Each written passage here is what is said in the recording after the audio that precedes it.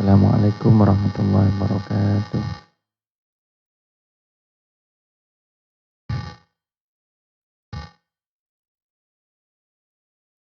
Baca ila hadratin Nabi Mustafa Sayyidina Muhammad sallallahu alaihi wasallam. Ila ruhi abai wa ikhwani min al-anbiya wal-mursalin. Wa li baitihi wa ashabihi wa tabi'in wa tabi'in. Ya jami'il malaikatil muqarrabin min awliya as-salih min masyayikhina. Fitin khususan ila al-imam Abi Hamid Muhammad bin Muhammad al-Ghazali. Wa Syekh Muhammad Nawawi al-Bantani. Jami'i sadatina wa ulama'ina. Wa walidina annallahu yu'indu alaina barakatuh wa afarilah. Lillahi lana wa lahumul fatihah. Alhamdulillah. Silakan dibuka kitab Bidayatul Hidayah halaman 33. Bismillahirrahmanirrahim. Fa in da'atka nafsuka.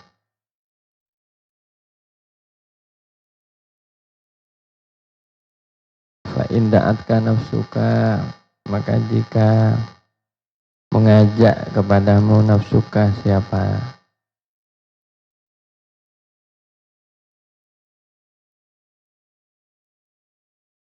Nafsumu.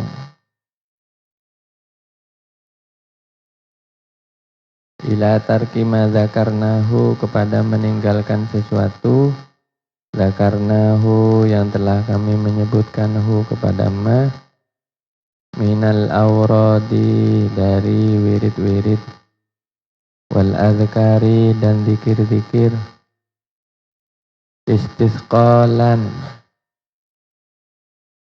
karena merasa berat, lidzalika akan hal tersebut, atau karena menganggap berat lidzalika kepada hal tersebut. Istisqalan karena menganggap berat lidzalika kepada hal tersebut, fa'lam maka ketahuilah anna syaitanan la'ina, bahwa sesungguhnya syaitan al-la'inah yang dilaknat, qaddasa sungguh telah menyembunyikan siapa syaitan di qalbika, di dalam hatimu, ad-dafina, ad-da'a kepada penyakit, ad-dafina yang tersembunyi. Wa huwa dan adapun ada penyakit itu, hubbul mali adalah gemar kepada harta, wal jahi dan kedudukan. Hubbul mali adalah gemar kepada harta, wal jahi dan kedudukan.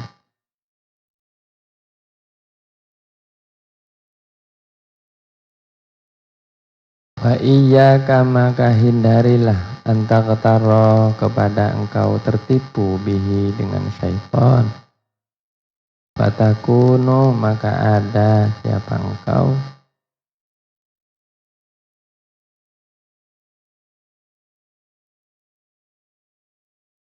duhakatan,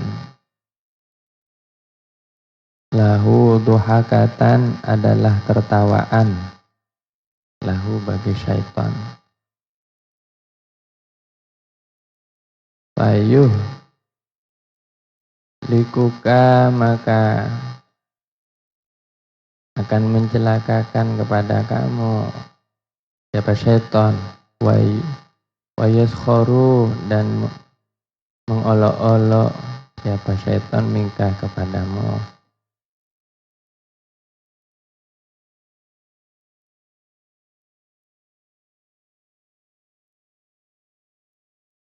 Fa in jarrabta maka jika engkau melatih nafsaka kepada dirimu, muddatan dalam jangka waktu tertentu, bil awradi di dalam membiasakan wirid-wirid, wal ibadati dan ibadah-ibadah, fakanat maka ada siapa nafsumu la tastafkiluha.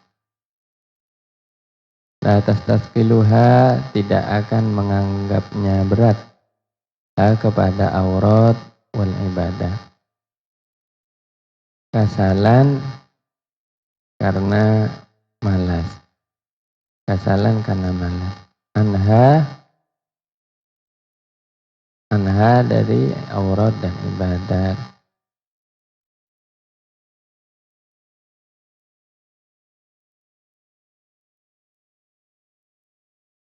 Lakin zaharat, akan tetapi zaharat tampak raghbatuka, apa keinginanmu atau kecintaanmu, raghbatuka apa kecintaanmu fi tahsilil ilmin nafi', di dalam menghasilkan ilmu yang bermanfaat, walam turid, dan engkau tidak menginginkan bihi dengan al ilmu nafi' illa wajhallahi ta'ala, kecuali kepada ridha Allah Ta'ala, wa daral akhirata, dan negeri akhirat, artinya mengharap surga Allah. Fadzalika, maka adapun hal tersebut, artinya mempelajari ilmu, afdalu, adalah lebih utama min nawafilil ibadati, dari sunnah-sunnahnya ibadah. Mahma sahhat an-niyatu, kapanpun baik an-niyatu apa niatnya.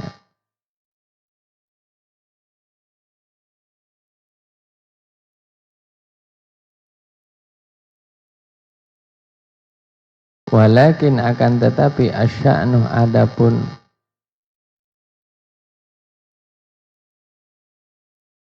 perkara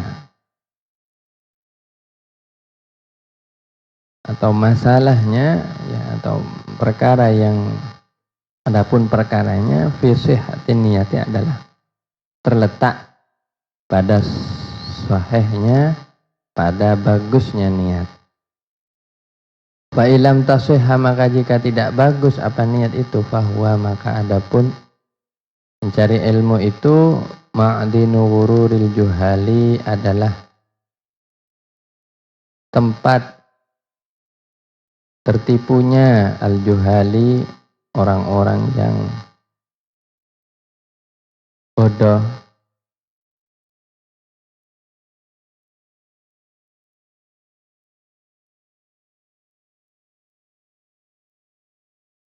Wa mazallatu aqdamir rijali, dan tempat tergelincirnya aqdamir rijali, kaki-kakinya, ar-rijali, para ulama, ar-rijali, para ulama.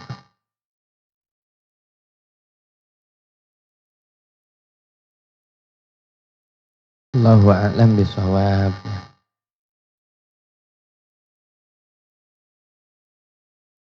Jadi di waktu pagi hendaknya kita mengisi dengan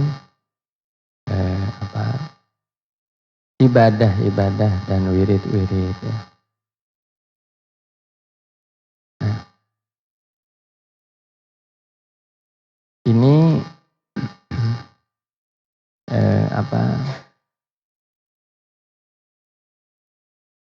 itu salat sunnah duha, salat isyraq, ya, isyraq lebih dulu, kemudian salat duha, dan doa-doa setelah salat duha itu.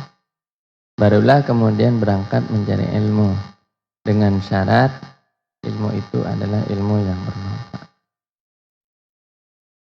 Nah, ini ada catatan dari Imam Al-Ghazali, seandainya engkau itu tergoda untuk meninggalkan ibadah-ibadah, meninggalkan wirid-wirid dan zikir itu karena menganggap itu berat. Karena biasanya setelah orang bangun tidur, ya, kemudian setelah sholat, ya, itu salah satu godaannya adalah untuk melakukan ibadah itu berat. Karena apa? Pagi hari itu memang waktu yang membuat orang berpikir untuk melakukan hal yang lain gitu ya. Karena suasana cukup segar, wah kayaknya enak kalau saya jalan-jalan misalnya. Kalau saya menikmati udara, saya itu mungkin pergi ke pantai gitu ya, pagi-pagi itu. Sehingga kalau itu terus-menerus dan sampai menjadi keyakinan atau anggapan bahwa ibadah setidaknya sholat 2 rakaat, sholat duha itu berat. Berat sehingga kita menyerah untuk melakukannya. Maka katanya Imam Ghazali, hati-hati. Saat itu syaitan sedang menanamkan penyakit di dalam dirimu bahwa engkau itu akan didorong ya oleh syaitan untuk cinta kepada harta dan kedudukan.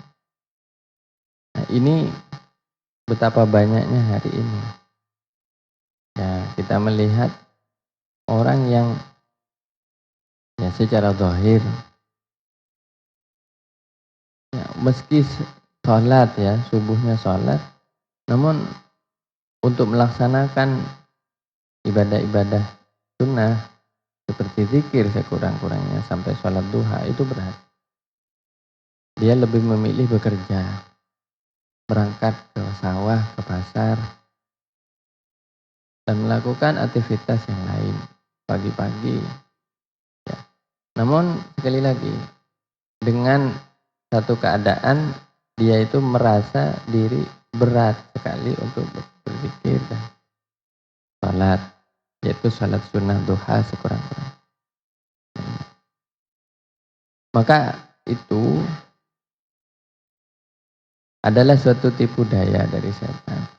Dan satu ya yang muncul dari sifat orang yang seperti itu adalah dia dikhawatirkan akan terjebak di dalam kegemaran hubud dunia, gemar kepada harta dan kedudukan. Diam-diam tapi ya tidak langsung terasa.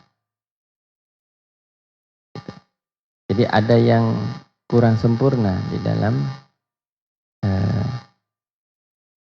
sifat-sifat akhlaknya. Dia bisa terjebak di dalam hubul mal dan wajah. Kalau sudah sampai, ya enggan melakukan wirid-wirid dan zikir. Nah, ini khususnya pada pagi yang dimaksud karena ini konteksnya adalah amaliyah dari waktu pagi. Nah, tapi secara umum orang yang enggan meninggalkan wirid dan zikir itu secara umum itu biasanya kena penyakit ini. Oleh karena itu memang salah satu penekanan dari para guru kita, para masyayikh, para ulama kita khususnya di Nurul Jadid ini memang pesannya almarhum Kezaini. Bagaimana santri itu dididik sejak mondok itu sudah punya wirid-wirid, punya zikir-zikir yang diistiqomahkan, ya. Punya bacaan-bacaan, kalimat-kalimat thayyibah yang diistiqomahkan. Kenapa? Karena kalau sudah keluar bermasyarakat, tidak punya wirid dan zikir, hidupnya akan terombang-ambing di dalam urusannya itu tadi.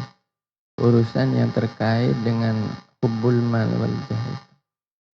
Dia akan disibukkan dengan urusan harta dan kedudukan. Akhirnya tertipu. Ya, bahasa tertipu ini artinya ya dia itu tidak menemukan tujuannya. Dia itu diresahkan, diwaswasi, dibisiki terus oleh syaitan. Sehingga dia belum bisa istiqomah di dalam ibadahnya. Dan kita sedang melawan musuh yang besar itu adalah nafsu kita sendiri yang mengajak kita untuk berat melakukan hal tersebut. dan yang kedua adalah syaitan. Kemudian ada catatan juga, seandainya engkau memang senang berzikir dan berwirid, namun ada kewajiban yang lain. Engkau wajib mencari ilmu yang bermanfaat. Seperti ya di sini di pondok pesantren misalnya. Pagi hari sudah dikondisikan atau diajak untuk belajar misalnya. Tapi sebenarnya kita itu senang wirid. Kalau bisa saya ingin wirid sampai jam 8. Kalau bisa saya duduk zikir sampai jam setengah 8. Ya, tapi karena ada kewajiban mencari ilmu, kemudian kita mencari ilmu. Selama niatnya benar, ini katanya Ghazali ya. Niatnya semata-mata karena Allah mencari ilmu itu dan diniatkan untuk kita memperoleh kebahagiaan di akhirat nanti. Artinya memang ikhlas niatnya. Maka insya Allah meski kita meninggalkan sebagian dari wirid-wirid dan zikir itu, kemudian kita sibuk dengan belajar ilmu-ilmu yang tadi, ilmu-ilmu yang bermanfaat itu, maka itu lebih utama daripada zikir dan wirid. Lebih utama. Namun syaratnya itu adalah niatnya benar. Kalau niatnya tidak benar, maka mencari ilmu itu ya sekali lagi akan ditarik kepada cinta harta dan kedudukan dan ilmunya buat apa? Ya, ilmunya akan dibuat untuk dia itu senang-senang saja atau sukses saja di dunia. Dia lupa kepada akhirat. Alhamdulillah. Sebagai contoh, pagi-pagi sudah baca buku atau buka komputer, buka laptop pagi-pagi. Dia mikir, saya nanti jam 10 ada tugas. Saya jam 9 ada tugas. Ini harus selesai. Dia hanya berpikir menyelesaikan tugasnya, tapi dia tidak berpikir apakah ilmu saya ini diridhoi oleh Allah dan apakah saya belajar ini berpahala itu. Makanya kenapa ya banyak orang meski pinter, cerdas, pagi-pagi sudah tekun ya belajar, namun yang dia dapatkan sekali lagi hanya pikirannya itu berhenti kepada urusan dunia. Oh ini merata di zaman sekarang. Kenapa? Karena dia tidak berpikir ilmunya itu diperuntukkan untuk beroleh ridho Allah.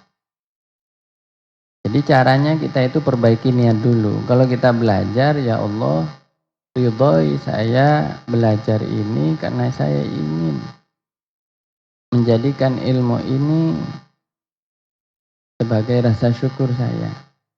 Kalau belajar ilmu agama jelas ya, seperti belajar Al-Quran, hadis, insya Allah akan langsung mengingatkan kita kepada Allah, pada Rasulullah Sallallahu Alaihi Wasallam. Belajar fikih mengingatkan kita kepada ibadah.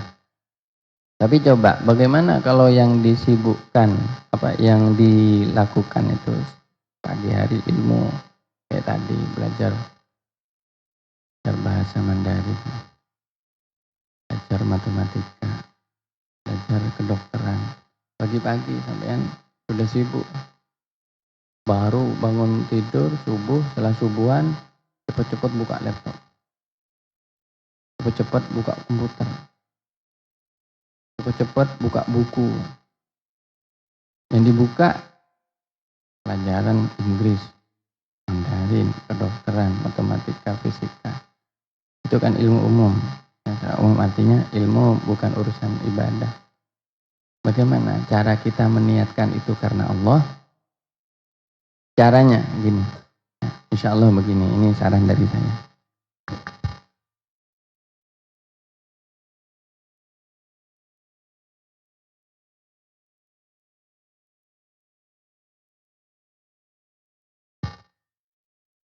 Caranya itu begini.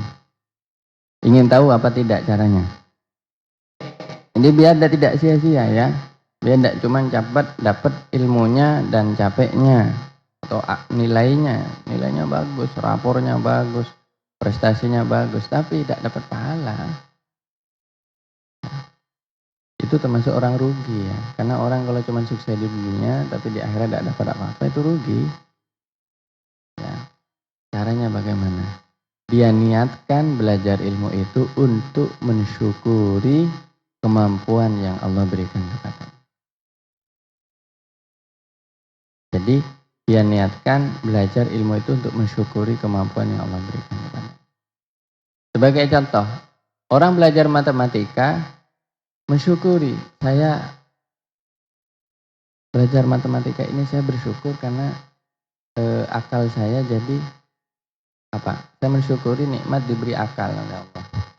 Dan salah satu cara untuk akal kita supaya terus-menerus bisa berpikir itu dengan menghitung antara lainnya belajar matematika. Mensyukuri, alhamdulillah saya jadi tahu samaan angka. Saya jadi tahu ternyata ada bilangan besar, ada bilangan kecil. Itu mensyukuri. Saya mensyukuri punya mulut. Mungkin dengan mulut ini saya bisa bicara 10 bahasa misalnya. Salah satunya dengan bahasa Mandarin misalnya, bahasa Arab, bahasa Inggris. Saya syukuri. Dengan saya bisa ngomong, ya saya setidaknya mensyukuri nikmat Allah saya bisa ngomong.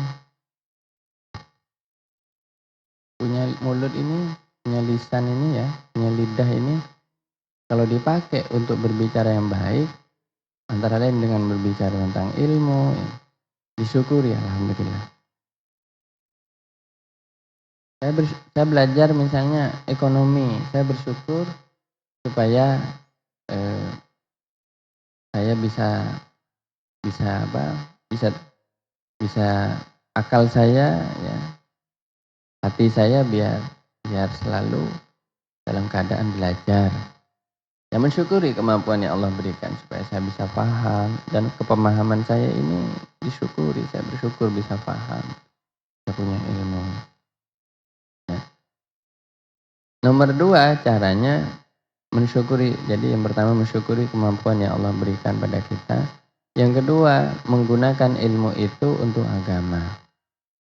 Jadi harus dibuat sambungan. Sebagai contoh seperti ini ya. Saya gambarkan nanti. Saya coba tulis ini misalnya. Saya belajar Mandarin. Oh, siapa tahu nanti saya bisa mensyiarkan Islam di negeri Cina. Kayak gitu. Jadi disambungkan dengan tujuan agama. Saya belajar bahasa Inggris.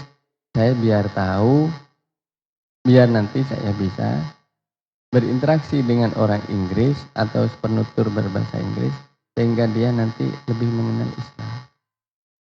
Jadi diniatkan untuk dakwah. Itu kalau bahasa itu babnya dakwah ya jurusan. Saya belajar ilmu sejarah. Saya biar tahu perilaku orang yang benar dan yang salah. Karena jadi saya jadi tahu sejarahnya orang-orang. Orang yang soleh, orang yang rusak, saya bisa mengambil pelajaran. Iqra. Saya belajar matematika. Saya biar tahu hitungan-hitungan untuk belajar ibadah ya, untuk ibadah. Misalnya dikaitkan dengan ilmu warisan, belajar menghitung.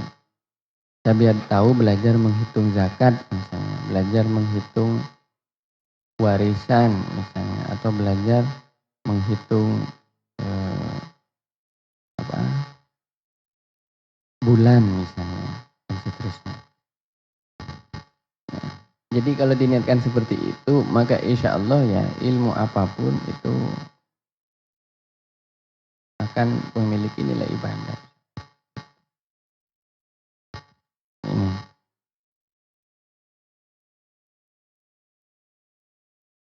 Maksud saya begini ya, jadi setiap amaliyah itu, setiap ilmu itu kan, kalau ini jelas ya, ini jelas punya nilai ibadah. Belajar ilmu tauhid, orang ibadahnya apa? Mengenal Allah. Belajar fikih, mengenal hukum-hukumnya Allah, halal dan haram. Belajar akhlak untuk mengenal akhlak yang mulia kepada Allah, kepada sesama. Gitu kan. Kalau belajar ilmu umum, tidak apa-apa juga. Cuman diniati gimana supaya punya niat ibadah. Belajar matematika, niatnya apa? Ya, biar bisa hitung ilmu harta warisan. Ya, biar bisa hitung kalender sholat. Ya. Artinya ini sekarang ini sudah masuk ke sholat atau belum gitu kan? Ya, dikaitkan dengan ilmu falak ya, misalnya. Gitu. Belajar bahasa, misalnya saya niat syiar, niat dakwah. Kalau ingin punya nilai pahala, ingin punya nilai ibadah. Belajar saya teknik, saya tahu komputer, saya tahu operasi komputer, niat membantu hajat orang. Saya kalau tahu komputer, siapa tahu saya nanti membantu orang-orang yang butuh tenaga saya. Misalnya saya tahu mengoperasikan program komputer apa misalnya ya. Kalau nanti ada orang butuh tanya kepada saya, misalnya dia punya kesulitan untuk menyimpan data misalnya, saya tahu. Nah itu, diniatkan seperti itu. Nah ini niat-niat yang umum, tapi ini sudah masuk dalam kategori ibadah, meski ibadah sosial. Ibadah sosial. Maka belajar ilmu-ilmu umum ini tetap akan mendapatkan pahala. Jadi kalau diniatkan untuk ibadah, maka ilmu akan menjadi ibadah. Kalau belajar ilmu agama, jelas ini bernilai ibadah. Ya, namun kalau niatnya salah, ya ini juga menjadi sia-sia. Belajar ilmu fikih, tapi cuma buat tengkar-tengkaran. Biar bisa dibilang alim fikih. Ya. Ya, tapi tidak akan berguna orang yang punya niat salah seperti itu. Tapi kalau belajar ilmu agama niatnya benar, jelas ini sudah pahala semua ini. Belajar tauhid, belajar akhlak, belajar fikih. Ya. Ini kan yang pokok ya. Selebihnya itu sebenarnya adalah penunjang. Seperti nahwu sorof itu penunjang. Sebenarnya nahwu sorof itu masuk ilmu umum juga, ilmu bahasanya karena nahwu sorof itu terkait dengan bahasa Arab, dia menjadi bagian dari ilmu agama. Ya, tidak bisa disamakan seperti ilmu tata bahasa Inggris atau bahasa Perancis, bahasa Jerman misalnya, tidak sama. Dan seterusnya. Jadi ini coba Anda pahami betul ya. Sehingga Anda belajar ilmu apapun tidak untuk, sekali lagi ya, tidak semata-mata untuk mencari kesenangan dunia. Ini berat ya, memang berat. Nah, apalagi di zaman sekarang diiming-imingi kamu kalau belajar ini sampai ahli, sampai mahir, kamu nanti bisa kerja di Jepang. Gajinya kamu satu bulannya 50 juta. Wah, nah itu maksud saya. Dia akhirnya tergoda untuk menjadikan ilmunya itu sekadar untuk mencari pekerjaan. Nah sekarang tugas kita di pesantren menguasai yang ilmu agama itu. Nah namun di pesantren juga diajarkan ilmu umum itu untuk menunjang. Karena itu dibutuhkan kelak ketika Anda sudah kembali ke masyarakat ya. Jadi itu ya kenapa di pesantren itu kok ada tambahan ilmu yang lain. Kok kenapa enggak belajar fikih aja? Nah karena ketika Anda nanti pulang ke masyarakat, mungkin Anda dibutuhkan ilmu komputer. Mungkin Anda di sana dibutuhkan untuk bisa ngelola peternakan. Berarti Anda harus belajar ilmu peternakan. Ini ada alumni sekarang lagi belajar ilmu peternakan di Malang. Tak apa-apa ya. Tak apa-apa sampean jadi orang yang bisa tahu ilmu peternakan dan mengamalkannya. Nah, seperti itu ya. Nah, namun kalau diambil yang pokok-pokok saja. Pokok-pokoknya. Ini kalau sampean takut, saya takut waktu saya habis. Nanti saya kalau terlalu sibuk belajar macam-macam, saya takut waktu saya habis. Mending belajar ilmu apa? Ini saja sudah dulu kuasai. 3 ini. Ilmu tauhid, ilmu fikih dan akhlak. Sampai kuasai sampai dalam ya. Dengan ilmu alat yang cukup. Yaitu harus bisa baca kitab ya sebagai modal tauhid juga. Nah, terus ambil satu dari sini. Satu aja, tidak usah banyak-banyak. Satu.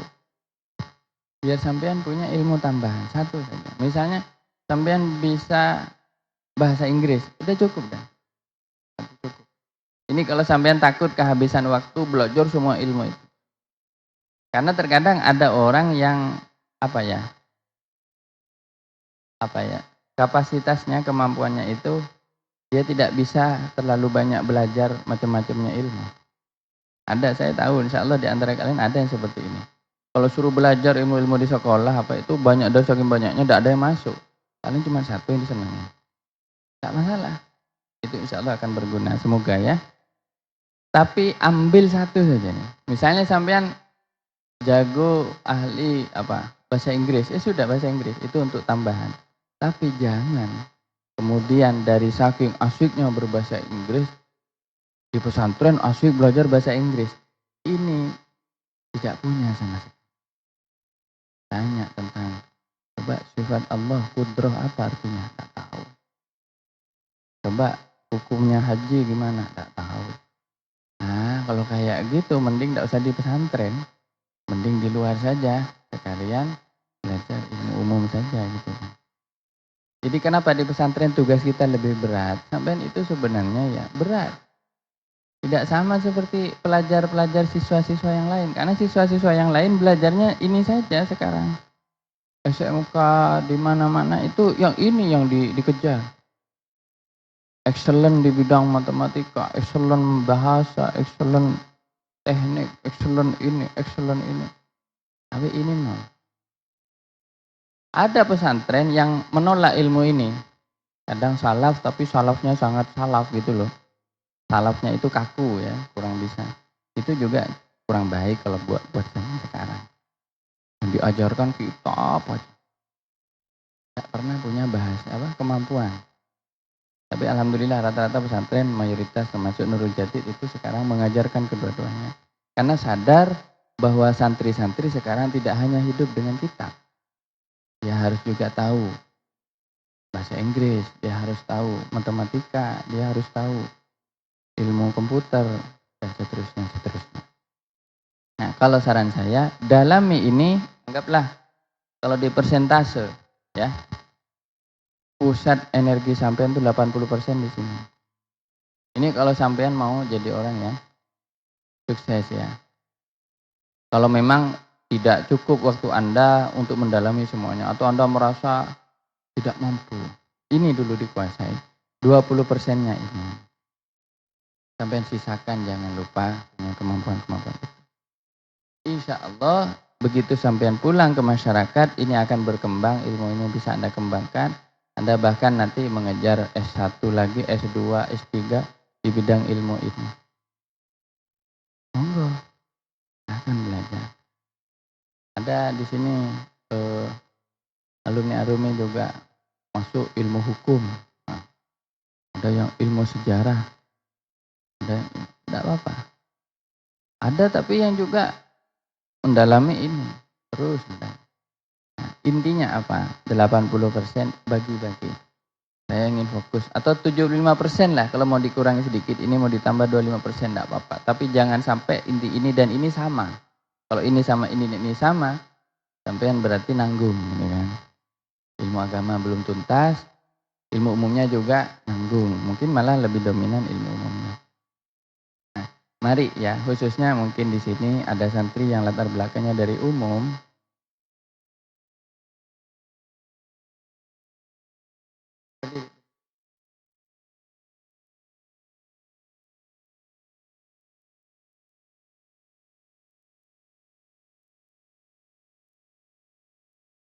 Jadi kalau santri backgroundnya atau latar belakangnya dari ilmu umum, sampai sekolah SMP di luar, dulu SD di luar, SMP di luar, sekarang ya, PR sampean, tugas sampean adalah mengejar penguasaan di bidang ilmu agama dulu. Yang ini taruh dulu. Ini ambil sedikit-sedikit. Kalau Anda sudah lama belajar dari pesantren sebelumnya, MI Anda pernah di pesantren atau Sanawi Anda di pesantren juga. Anda masuk di sini SMK atau SMA atau MA ya. Atau Anda kuliah. Tapi sudah lama Anda di pesantren, saran saya dalam rencana belajar Anda. Jadi orang belajar itu harus punya rencana ya. Jangan belajar tidak tahu mau apa yang mau dipelajari gitu. Saran saya Anda tambahkan materi yang ini. Tambahkan ilmu yang umum. 1 ilmu umum Anda kuasai, 2-3 tahun Anda kuasai sudah cukup. Kalau Anda sudah cukup kenyang belajar materi agama. Walaupun tidak ada kenyang-kenyangnya orang belajar ilmu agama. Alhamdulillah saya itu 6 tahun sudah di pesantren. Saya masuk Nurul Jadid mau belajar apa? Pertanyaan saya, teruskan belajar ilmu agamanya, cuman ilmu umumnya ditambah. Ini. Oh kalau gitu saya ingin belajar, di sini ada prodi matematika ini. Ambil matematika. Ya sudah, bismillah dah. Tapi belajar sungguhan. Jangan tanggung belajar matematikanya. Oh enggak, saya berminat di bahasa. Sudah, ambil bahasa. Saya sebenarnya berharap ya, kalau diwajibkan memang masih berat rasanya dengan kondisi kegiatan yang sudah cukup padat. Dia Rumi ini ingin santri itu wajib bahasa Arab, bahasa Inggris. Setiap santri. Harapan saya begitu. Tapi kenapa sementara dibuat takhusus atau program? Karena memang tidak semua mampu. Kenapa? Karena zaman sekarang itu bahasa itu diperlukan. Anda kalau punya kemampuan bahasa, insya Allah mau melamar beasiswa gampang. Mau bergaul dengan siapapun gampang. Saya harapannya 2 itu setidaknya. Tambahannya monggo, mau Mandarin, ada Perancis, mau Jawa, atau bahasa-bahasa lokal yang lain, belajar bahasa Jawa kuno gitu kan, yang sudah nggak ada lagi penuturnya ya. Atau Anda belajar bahasa India mungkin, nggak masalah, tapi itu sebagai penunjang. Ya. Jadi kenapa? Karena kita hidup di dunia yang sekarang itu di mana-mana orang itu berbicara dengan bahasa asing. Sekurang-kurangnya Arab dan Inggris itu adalah 2 bahasa. Ya, demikian ya. Ini masalah ilmu. Nah, insya Allah kalau Anda punya rencana belajar seperti ini, Anda akan berhasil di tengah masyarakat. Amin ya. Kalau Anda merasa keilmuan Anda biasa-biasa saja dan Anda tidak tertarik untuk belajar terlalu mendalam, ya Anda lakukan apa yang Anda bisa sudah. Karena ada banyak orang yang tidak menekuni ilmunya, langsung dia hidup dengan istilahnya pekerjaannya. Dan satu hal yang penting ya, sampai jangan takut kalau sudah punya ilmu, jangan takut ya. Dalam arti kalian sudah belajar satu ilmu agama belajar, ilmu umum juga belajar. Jangan takut tidak punya pekerjaan. Jangan takut tidak punya rezeki, pasti diberi rezeki oleh Allah. Tapi pekerjaan, meski tidak punya pekerjaan yang tetap, tapi yang penting rezekinya tetap. Pekerjaan itu cuma wasilah. Bisa jadi Anda mengabdi, bisa jadi Anda itu pekerjaannya di bidang menjadi guru, bisa juga tidak menjadi guru, tapi menjadi aktivis sosial atau apa. Tapi yang paling penting, katanya para guru kita adalah menjadi orang yang bermanfaat, menjadi bermanfaat. Bermanfaat itu artinya kemampuannya itu bisa digunakan untuk kepentingan orang lain itu. Demikian. Al-halatu tsaniyatu wallahu a'lam. Saya harapannya sebenarnya bisa ngaji kitab ini, tapi tidak apa-apa dibawa saja minggu depan. Karena sekarang syarah Asmaul Husnanya saya sedang dipinjam ya. Nah, jadi saya nggak pegang kitabnya. Ini kelemahannya kalau kitabnya belum dihafal. Kalau Imam Al-Ghazali hafal, kitabnya hafal. Guru-guru dulu zaman dulu banyak hafal. Jadi intinya bagaimana kuasai dengan baik-baik ilmu agama di sini, ya, sehingga itu menjadi modal Anda dalam hidup, dalam beribadah. Nah, jangan sampai ibadah kita itu ternyata dilakukan tanpa kita tahu ilmunya. Dan yang kedua, sebagai tambahan, alhamdulillah kalau bisa ditambah dengan ilmu yang umum tadi. Ya, itu bukan sesuatu yang jelek, malah itu bisa menunjang ilmu agama Anda insya Allah. Ada pertanyaan ya? Silahkan satu atau dua saja. Langsung di sini ya. Kalau ada langsung.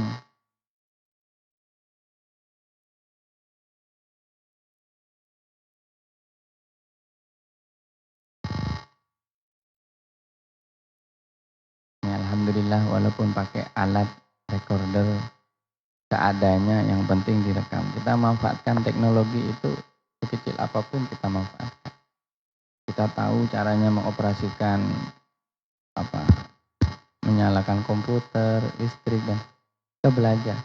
Makanya di sini belajar ya harus tentang listrik, ya, tentang komputer, belajar biar kita tahu. Ilmu yang agak jarang ini juga sebenarnya yang dibutuhkan di masyarakat itu ilmu membangun arsitektur. Saya senang ya kalau ada orang pintar membangun. Karena ilmu arsitektur itu mesti kita itu tidak kemudian harus menjadi arsitek ya. Tapi setidaknya buat bangun rumah kita sendiri kita tahu itu. Misalnya Anda punya uang 50 juta, sampai ingin bangun rumah atau kamar.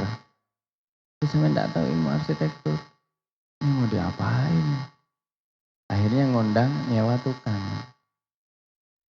Nyewa orang, ya itu. Ya yang untung orang gitu. Tapi kalau sampai bisa bangun sendiri, wah hebat. Kayak siapa? Kayak Sunan Sunan Ampel, membangun Masjid Ampel itu. Beliau yang merancang masjidnya nanti begini. Beliau punya ilmunya. Ini sebenarnya ilmu ini penting. Saya ingin mengajarkan ini, cuman bukan saya maksudnya yang tahu, tapi maksudnya saya ingin mengadakan pengajaran tentang ilmu arsitektur. Santri itu harus tahu membangun rumah. Kenapa? Mohon maaf. Coba sama lihat di desa-desa, banyak bangunan rumah itu kurang bagus. Ya selain juga karena nggak ada uangnya. Yang mau bangun. Nggak, ataupun punya uang, tapi begini, cara membangunnya itu kurang. Saya itu melihat ya, kalau melihat pemandangan sekarang, hidup zaman sekarang itu, kalau zaman dulu ya coba, ada dulu itu rumah kayu, kayu ya, tapi bagus. Bentuknya itu ada kan kalau di Jawa Tengah ada yang bentuk panjang memanjang gini. Di daerah Jawa Timur tapi sudah agak ke tengah seperti daerah Madiun, daerah Bojonegoro itu saya pernah lihat model arsitektur rumahnya seperti ini. Kalau rumah joglo atau rumah macam-macam. Tapi bagus. Di zaman sekarang dengan adanya semen, adanya besi, adanya bangunan-bangunan sekarang itu kan apa? Model membangun rumah macam-macam tapi banyak yang nggak bagus. Ya bagus ada. Ya kayak gini ini bagus ini. Itu di depan tuh joglo itu apa? Gazebo ya. Gazebo Abdullah bin Abbas itu Koah. Ada syaratnya kok. Itu yang rancang Kiai. Karena Kiai punya ilmu arsitektur. Saya nggak punya. Saya itu nggak bisa bangun rumah. Jadi kenapa? Karena saya nggak terbayang sebesar akan bangun rumah. Dan sampai harus belajar, dikit-dikit harus belajar. Belajar gambar. Oh,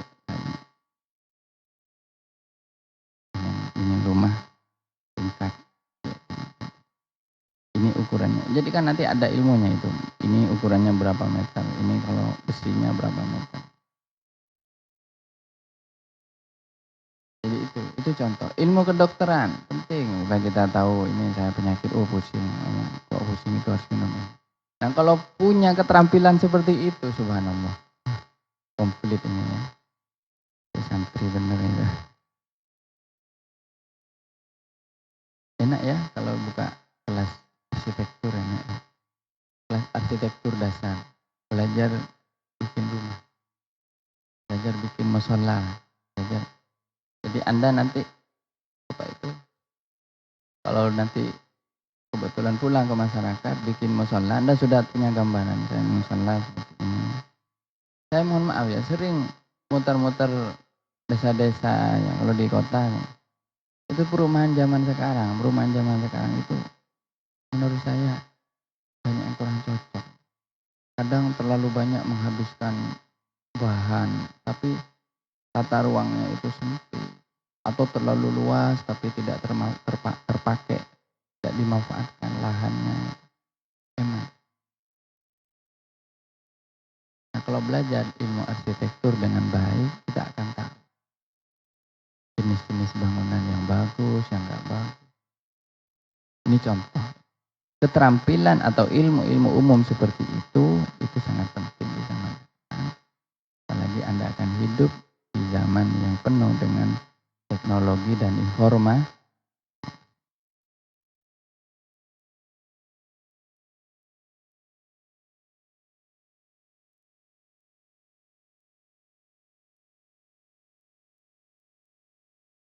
Bismillahirrahmanirrahim.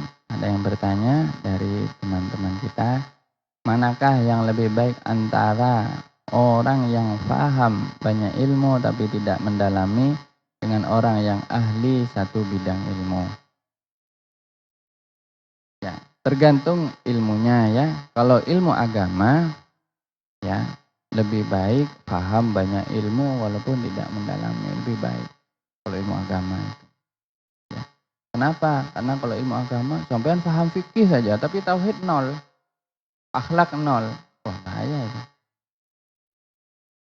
Sampean paham ilmu tasawuf ya, tapi sampean tidak paham ilmu tauhid, tidak paham ilmu fikih, tidak tahu tata caranya sholat, zikir terus hidupnya itu. Itu juga bahaya. Jadi yang penting kalau bisa ilmu agama banyak ilmu paham. Tapi walaupun tidak sampai alamah alim ya. Tapi yang penting paham, tahu deh. Itu lebih banyak. Kalau terkait dengan ilmu umum lebih baik sampai menekuni satu bidang.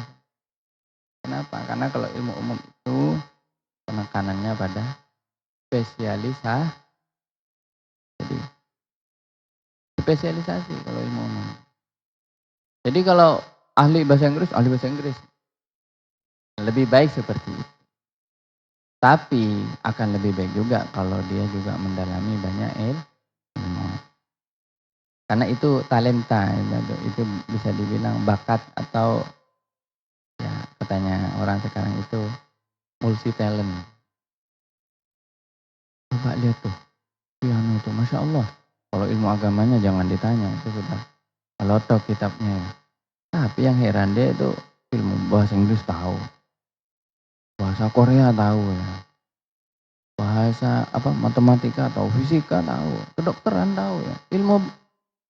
Ilmu pijet pijet itu akupunktur tahu ya. Wah apa itu ya orang itu leduni. Padahal bukan leduni karena memang belajar. Ya semua belajar kemudian dapat leduni dari Allah kan gitu. Ya kalau leduni tanpa belajar ya mungkin untuk zaman sekarang agak sulit ya. Tapi sekarang itu belajar dulu insya Allah sisanya leduni itu. Apa ladunni itu artinya diberi tambahan ilmu yang banyak sekali. Tapi belajar dulu. Jadi gitu ya kalau ilmu agama lebih baik banyak ilmu dulu. Meski tidak mendalam yang penting tahu dasar-dasarnya. Kalau ilmu umum Anda fokus pada satu ilmu saja. Jadilah cemerlang, excellent dalam bidang ilmu itu. Coba sekarang saya mau tanya, siapa yang ingin cemerlang di bidang ilmu bahasa? Coba angkat tangan.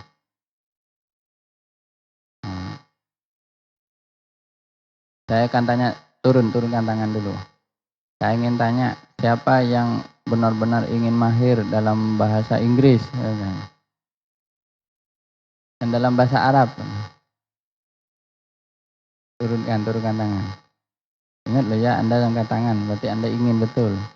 Kalau ingin berarti harus ekstra usahanya, harus lebih.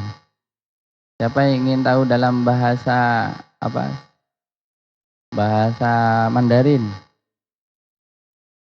Yang ingin menguasai betul ilmu bahasa Mandarin. Apa ilmu Mandarin? Apa bahasa Mandarin? Kok enggak ada? Berarti hanya ingin nyoba-nyoba saja. Siapa yang ingin tahu ilmu komputer? Yang ingin mahir ilmu komputer? Senang ya? Ilmu komputer? Oh iya, tapi apa? Ingin ahli dalam ilmu komputer? Sudah belajar? Wah, iya.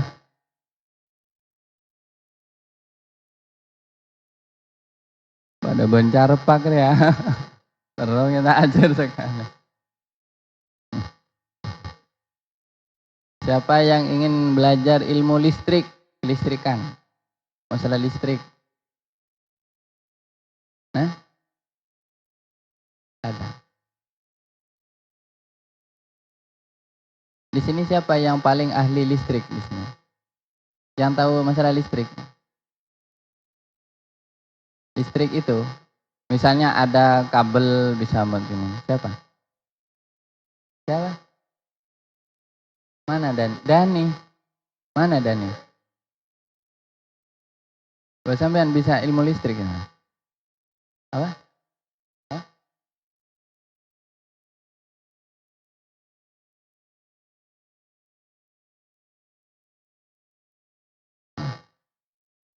Kalau bukan jadi manusia listrik ya.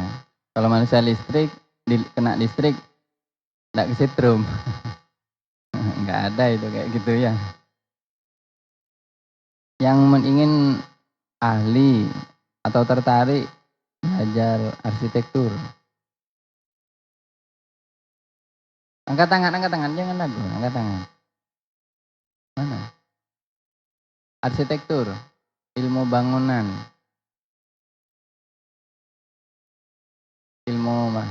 yang tertarik ilmu desain, merancang, apa di luar? Desain. Bisa desain? Bisa. Belajar di sekolah. Tertarik, ingin menjadi ahli desain. Sekarang kan komputer semua ya misalnya. Yang ingin ahli ilmu robotika, siapa? Hah? Siapa? Ada? Oh, udah ada ya. Wah, ketinggalan zaman semua di sini.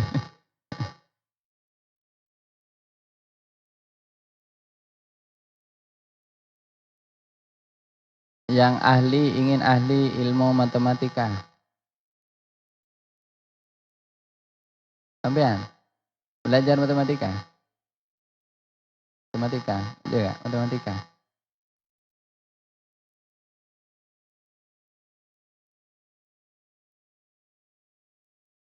Di sini ada salah satu saudara kami, masih Zuriyah, keluarga besar yang cantik.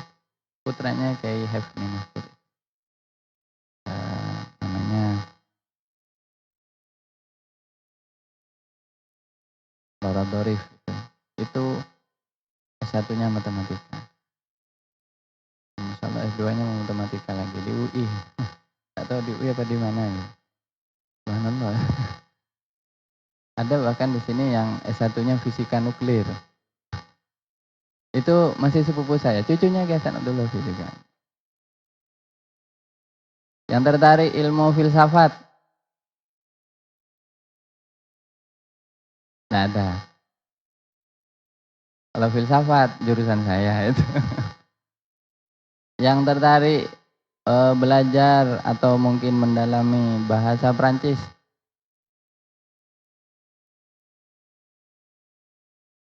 Nggak Tidak ada. Bahasa Jerman? Tidak ada. Aduh, kayaknya jauh kalau mau ke Jerman. Yang tertarik ilmu kedokteran?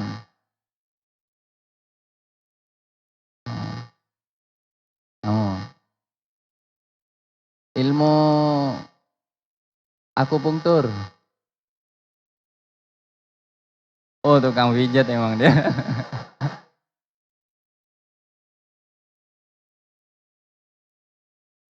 Ilmu akupunktur ya, bukan perdukunan.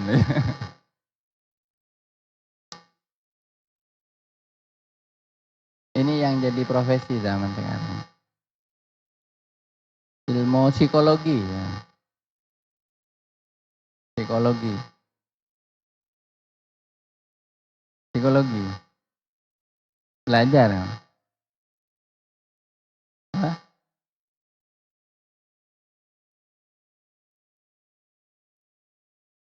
Hah? Mindset. Oh, pola pikir. Yang tertarik ilmu biologi? Hah? Apa? Ada?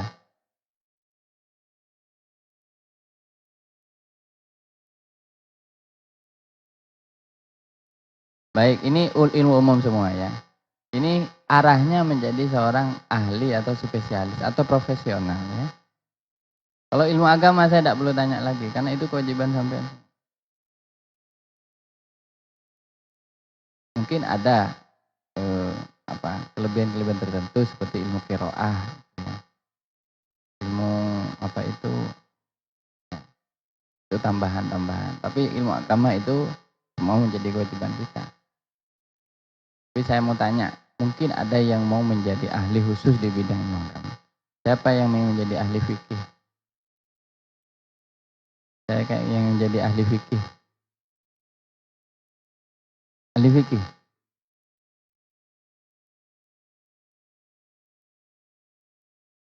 Siapa ingin menjadi ahli tafsir? Tafsir Al-Quran. Siapa? Hah? Oh, udah ada. Tidak usah nunjuk orang. Siapa yang menjadi ahli ilmu hadis? Ahli hadis, sama ya? Siapa yang menjadi ahli hadis? Dua. Ingin mendalami hadis, ingin ahli hadis ya. Bukan cuma tahu hadis, tapi ahli. Siapa yang menjadi ahli qiraah? Yang bisa paham macam-macam qiraah. Siapa?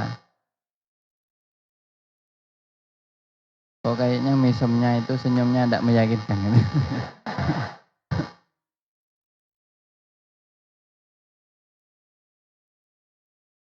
Ya, itu saja ya. Oh ya, satu. Ini ilmu umum juga sebenarnya, tapi juga menjadi penunjang bagi ilmu agama. Siapa yang menjadi ahli ilmu pendidikan?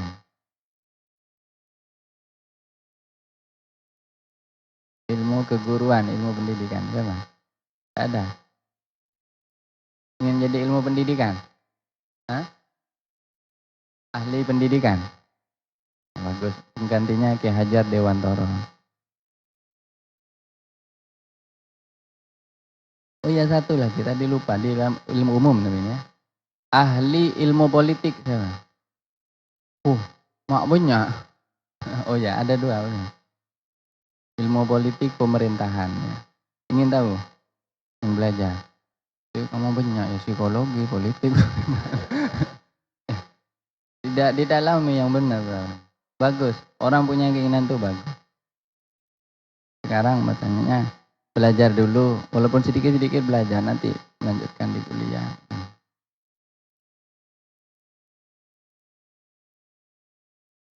Itu ya, contoh ya. Jadi kalau belajar ilmu umum itu memang spesialis.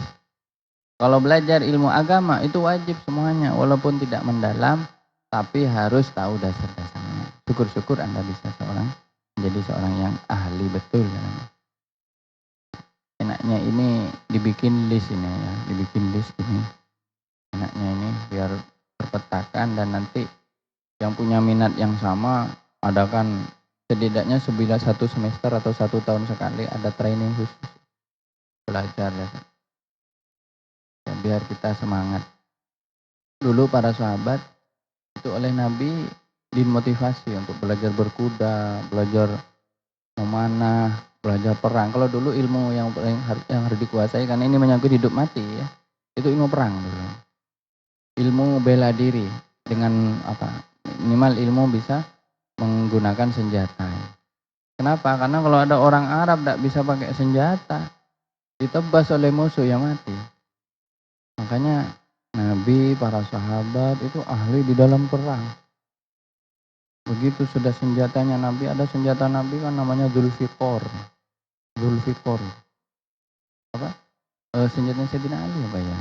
Zulfikor itu. Yang lancip dua itu. Yang begini ujungnya itu. Itu kalau sudah diangkat itu, wow, subhanallah.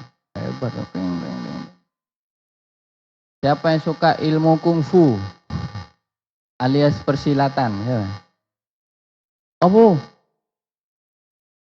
Ayo patut persilat kabeh. Bukan kungfu tapi yang di sini ya pencak silat. Kalau kungfu itu beda mazhab. Ya. Iya, beda mazhab. Mazhabnya Cina. Kalau kungfu. Kalau Indonesia pencak silat. Ada mazhab itu dalam ilmu persilatan bela diri itu 3 kan ya paling sedikitnya. Pencak silat itu mazhab Indonesia. Kungfu mazhab Cina. Karate mazhab Jepang atau Korea. Nah kalau karate, taekwondo itu mazhab Korea. Namanya saja Korea kan taekwondo. Nah itu beda, di sini tidak diajarkan. Kalau ingin tahu ya cari pusat taekwondo. Ya. Karena itu beda. Ya saya tidak apa-apa, asal sampai niat membela diri dari musuh ya. Tapi jangan niat untuk menyombongkan. Jangan nantang orang yang tidak bisa pencak. Ditantang, ayo pencak sama saya. Tidak boleh, itu sombong. Tapi kalau niat membela diri, niat kesehatan sekurang-kurangnya, mensyukuri kesehatan, tidak apa-apa. Anda belajar pencak silat. Nyaman deh mau beda event pencak silat. Di masyarakat ada itu sekarang ya, pencak silat. Tapi ya itu ada yang aliran sesatnya di masyarakat. Jadi belajar silat tapi belajar dengan perdukunan. Misalnya mau minum minuman keras, untuk bisa pencak dia harus minum, itu sesat, itu mungkarot ya, itu dosa besar. Tidak boleh kalau pencak silat harus jangan pakai hal yang dilarang agama. Karena godaannya ilmu-ilmu itu adalah nanti menjadi sombong. Sekarang satu, ini yang paling penting. Tadi ilmu pendidikan. Ini satu, ilmu kepemimpinan. Siapa yang ingin belajar? Menjadi pemimpin. Siapa yang ingin belajar? Hah? Ilmu menjadi pemimpin. Kok cuma 1, 2, 3? Oh, berarti ini belum siap jadi pemimpin. Ilmu leadership, ilmu manajemen. Siapa yang ingin belajar ahli ilmu manajemen? Siapa? Allah. Ya. Baik, kalau Anda ingin belajar itu semua, ya mohonlah semoga dipermudah oleh Allah ya. Tapi tanda-tandanya di pondok sudah kelihatan. Saya dulu ya, waktu di pondok sudah senang filsafat. Entah kenapa. Akhirnya alhamdulillah saya sampai S2 ke Perancis, ke negaranya filsafat di sana. Sampai kalau senang ilmu tadi itu, misalnya ilmu manajemen. Di mana ya ilmu manajemen yang bagus? Di Indonesia sudah Anda jelajahi. Kayaknya saya harus belajar yang di Amerika. Saya harus belajar. Masalah. Itulah santri. Santri itu harus siap untuk menaklukkan dunia. Setuju? Ya, jangan lupa ya. Yang penting niatkan semata-mata untuk peroleh ridha Allah. demikian dari saya sementara sebagai satu penyampaian materi pada hari ini. Asa ayyaj'alallaha min ahli ilmin nafi' ya. Semoga kita dijadikan ahli ilmu nafi'. Mari kita doa bersama-sama. Bismillahirrahmanirrahim. Diikuti Bismillahirrahmanirrahim. Rabbi zidna ilma warzuqna fahma. Allahumma anfa'na bima 'allamtana wa 'allimna ma yanfa'una wa zidna ilman nafi'a wa zidna ilman nafi'a bi rahmatika ya arhamar rahimin. Bisiril Fatihah. A'udzubillahi minasyaitonir rajim.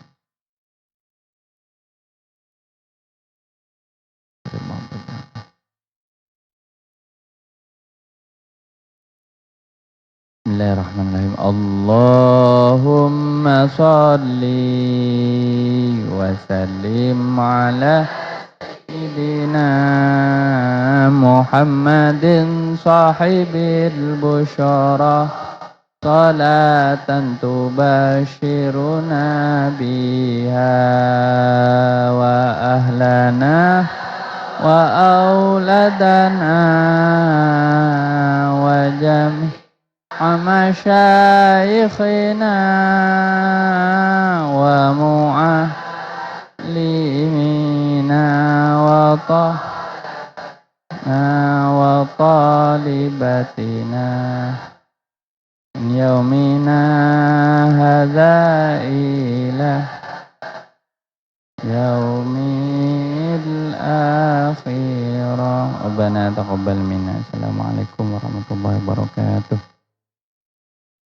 Perlu diinformasikan bahwa insya Allah Rabu besok pagi untuk pengajian saya diliburkan karena saya insya Allah sedang keluar kota.